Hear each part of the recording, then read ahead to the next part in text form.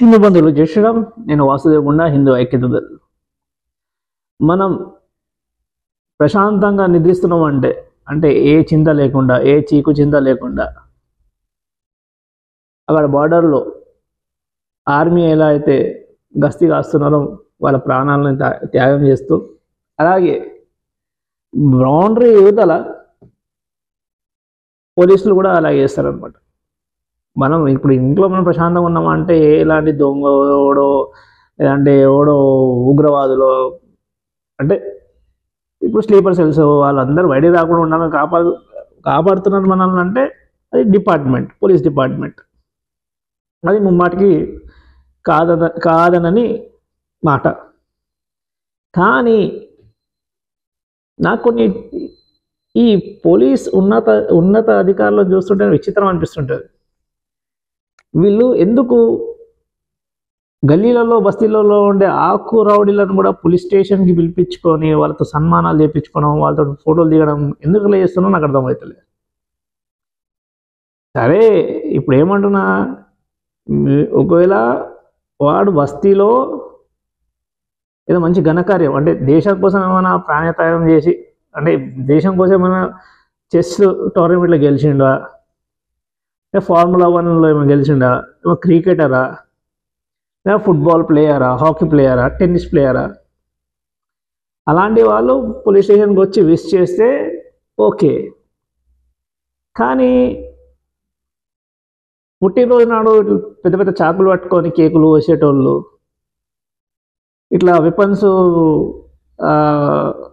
ఫేస్బుక్లో అందరు భయపడేటట్టు వెపన్స్ పెట్టి, ఇది నా వెపన్స్ మా ఇంట్లో ఉన్నాయని చెప్పి చూపించుకునేటోళ్ళు,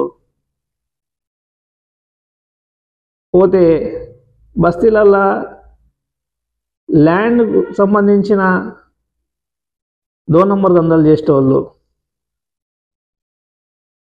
ల్యాండ్ సెటిల్మెంట్లు, ఇల్లీగల్ సెటిల్మెంట్లు చేసేటోళ్ళు, వీళ్ళతో ఎందుకు ఈ పోలీసు వాళ్ళు వాళ్ళకి అంత చిన్న ఎందుకు ఇవ్వాలో నాకు అర్థమవుతలేదు. నేనేమంటున్నా అంటే,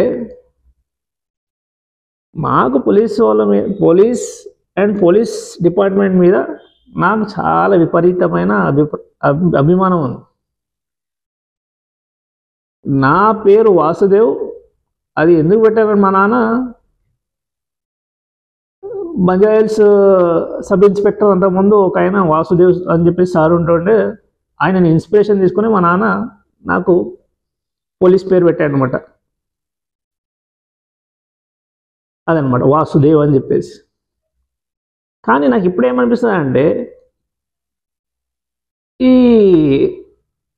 అంటే వీళ్ళు ఇప్పుడు ఫోటో దిగేసి, అంటే వాళ్ళు పోలీస్ స్టేషన్కి వచ్చి ఫోటో దిగి వాళ్ళు వాట్సాప్ స్టేటస్లో పెట్టుకొని, అంటే వాళ్ళు ఇండైరెక్ట్గా ఎవరో భయపెట్టిస్తారు అనమాట. ఎట్లా అంటే, నాకు డిపార్ట్మెంట్లో వీళ్ళందరితోటి నాకు పరిచయం ఉందని చెప్పేసి.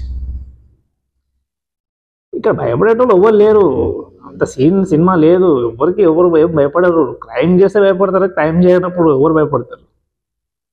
కాకపోతే అది వాళ్ళ సొంత స్వలాభాల కోసం వాడుకుంటారు అనమాట ఆ ఫోటోలను. సో నేనేమనుకుంటున్నా అంటే, నేను డీజీపీ సార్ గారికి నేను మళ్ళీ పోస్ట్ చేస్తా, సంబంధిత బస్తీలలో దారకారి మాటలు మాట్లాడేటోళ్ళు, దారకారి వేషాల్లో వేసేటోళ్ళను, ఎవరైతే పోలీస్ స్టేషన్లో వెళ్ళి పోలీసులతో ఫోటోలు దిగేసి వాట్సాప్లల్లో ఫేస్బుక్లల్లో ఫోటోలు పెడుతున్నారు కదా, స్క్రీన్ షాట్ తీసిన స్క్రీన్ షాట్స్ తీసి ఏం చేశానంటే, ఇప్పుడు వాళ్ళు ఎప్పుడు ఉన్నాయి కదా బర్త్డే అప్పుడు కేకులు కత్తులతో కోసినాయి, వెపన్స్ పెట్టుకొని దిగిన ఫోటోలు ఉన్నాయి కదా, అవన్నీ అటాచ్ చేస్తా, ఫొటోస్ అన్నీ డీజీపీ గారికి పోస్ట్ చేస్తా. ఇంతకుముందు చేసిన, డీజీపీ ఇవ్వలేదు, కమిషనర్ చేస్తే సెగ తగిలింది, జర భయం తగిలింది. కాకపోతే ఈసారి ఏం చేస్తారంటే డీజీపీకి చేస్తారు.